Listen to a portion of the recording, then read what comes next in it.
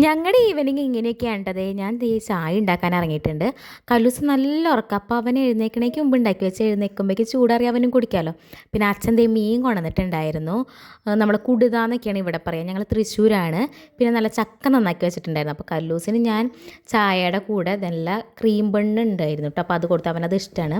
പിന്നെ മീനൊക്കെ ഞാൻ അപ്പോഴേക്കും ദേ കഴുകി വൃത്തിയായിട്ട് കൊണ്ടുവന്നു. പിന്നെ അതിലേക്ക് ഉപ്പും മുളകും മഞ്ഞപ്പൊടിയും പിന്നെ ഇച്ചിരി കുരുമുളക് പൊടിയും ഒക്കെ ഇട്ട് ഞാൻ പുരട്ടി വെക്കുകയാണ് കേട്ടോ.